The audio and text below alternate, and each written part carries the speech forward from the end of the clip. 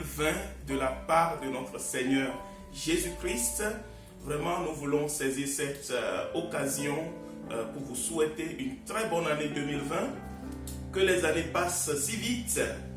Dieu reste le même, les années changent, mais Dieu est toujours le même. Il ne change pas. Dieu a ordonné à Moïse de bénir le peuple d'Israël. Et vraiment, en tant que serviteur de Dieu, je saisis cette occasion pour prier pour vous, prier pour vos familles, prier pour vos maisons, tous ceux qui nous ont encouragés, en tout cas, tout au long de cette année 2019, dans l'œuvre de Dieu de différentes manières. Nous prions pour vous que le Seigneur vous bénisse. Tous ceux qui nous suivent aussi sur notre chaîne YouTube, donc dans nos publications de vidéos, non pas pour nous faire voir, mais pour que l'évangile de Christ puisse être diffusé au plus loin. Que Dieu vous bénisse. Ma prière est que cette année 2020 soit une année de bénédiction pour vous, pour vos proches et pour ceux que vous aimez dans le nom puissant de Jésus.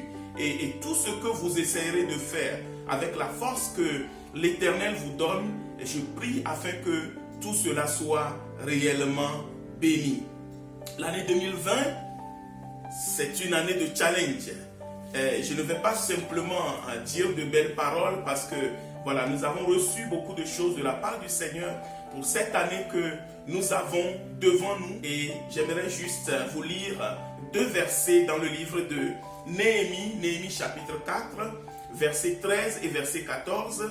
La Bible dit: « C'est pourquoi je plaçai dans les enfoncements derrière la muraille et sur des terrains secs le peuple par famille, tous avec leur épée, leur lance et leur arc.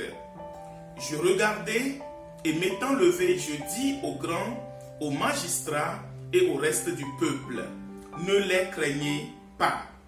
Souvenez-vous du Seigneur, grand et redoutable, et combattez pour vos frères, combattez pour vos fils, combattez pour vos filles, combattez pour vos femmes, et combattez pour vos maisons. » Amen. C'est la parole du Seigneur. Néhémie avait un grand projet. Néhémie travaillait sur la reconstruction de la muraille de Jérusalem. Et arrivé à un point, il y avait une telle opposition qu'il a fallu re-encourager, remotiver le peuple d'Israël qui était avec lui. Et vraiment, cette pensée que je partage avec vous, c'est pour que nous puissions prendre conscience que cette année 2020 sera l'année de la famille. C'est l'année des plus grands défis pour nos familles. C'est l'année où nous aurons à lutter et à combattre pour nos familles. Bien sûr, nous n'allons pas prendre des armes ou je ne sais pas quoi, des gourdins ou des épées pour aller combattre je ne sais pas qui. Là, puisque la Bible dit que nous n'avons pas à lutter contre la chair et le sang. Donc, mais nous avons à lutter contre les puissances, les esprits méchants des ténèbres. Donc, cette année sera l'année où nous allons réellement nous lever pour demander la grâce de Dieu sur nos familles. Et dans le texte que nous avons lu, Néhémie a été clair. Il a dit, ne les craignez pas, mais souvenez-vous de l'Éternel, grand et redoutable. Combattez pour vos frères, combattez pour vos fils, combattez pour vos filles, combattez pour vos femmes et combattez pour vos maisons. Néhémie a énuméré 5 points, 5 domaines dans lesquels nous aurons besoin de combattre. Si l'Église ne se lève pas pour prier pour les familles, je pense que nous n'aurons que nos yeux pour pleurer. Nous avons notre part de responsabilité. En tout cas, c'est juste une petite introduction sur différents sujets sur lesquels nous aurons à parler durant cette nouvelle année 2020. Donc, vraiment, c'est vraiment cet appel que le Seigneur nous lance, que la famille, la famille, la famille. Et j'étais dans un voyage en septembre dernier, j'allais à Washington et j'avais un voisin, un monsieur avec qui nous avons pu échanger. Et cet homme, quand il a su que j'étais serviteur de Dieu, et Dieu l'a utilisé vraiment pour me communiquer cette parole, il m'a simplement dit, pasteur, n'oubliez pas la famille. N'oubliez pas les familles. Et cette parole a fait son chemin dans mon cœur. Et au fil des derniers mois de cette année qui vient de finir, 2019, le Seigneur m'a vraiment confirmé que cette parole que cet homme m'avait dit ne venait pas de lui en fait, que c'est Dieu qui m'a parlé. Et c'est vrai que nous pouvons être portés sur beaucoup de défis dans la vie. Nous voulons gagner plus, nous voulons faire tel projet, nous voulons aller là, nous voulons faire ceci ou cela.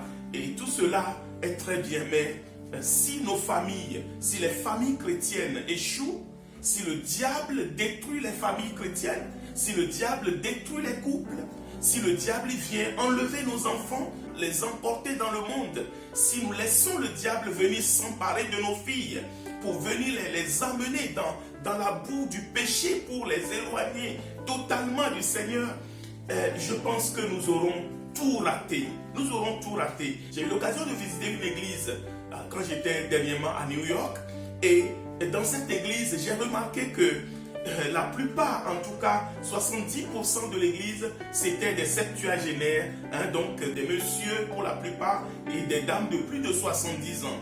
Et il n'y avait même pas leurs enfants, c'est-à-dire dans cette église, pour moi, il manquait 2 générations. Moi, je pleurais en moi-même parce que cette église est une belle église, mais les parents sont là, mais au fond de moi, le Saint-Esprit me disait, mais où sont les enfants? Et où sont les petits-enfants? Et aujourd'hui, nous avons un grand défi. Devant nous, ce n'est pas que un défi français, ce n'est pas que un défi américain, ce n'est pas que un défi africain, mais c'est un défi mondial. Le diable, comme dit la parole dans Jean 10 au verset 10, que le volant ne vient que pour dérober, égorger, tuer, mais le Fils de l'homme, Jésus, lui, il vient pour donner la vie et pour donner la vie éternelle avec abondance. Et vraiment, cette abondance, c'est la vie de Dieu qui doit couler maintenant dans les familles.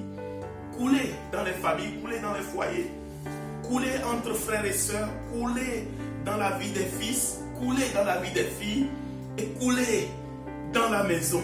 Et vraiment, je pense que si nos familles sont bénies, nous serons joyeux, nous serons dans la joie. Mais si le diable vient et nous le laissons saccager nos familles, je pense que nous aurons tout perdu. Mais le Seigneur est fidèle. Et vraiment, pour terminer, j'aimerais proclamer la bénédiction pour vous et pour vos familles pour cette nouvelle année 2020 qui commence.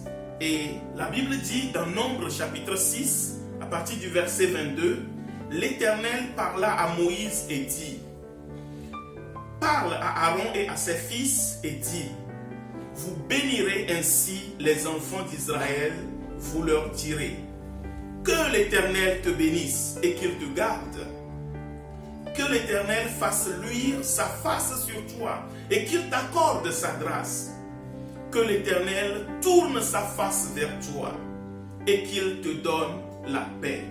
C'est ainsi qu'ils mettront mon nom sur les enfants d'Israël et je les bénirai. Et vraiment, dans le nom de Jésus, à cet instant précis, je prie que cette parole devienne vie, devienne palpable, devienne réalité dans votre vie.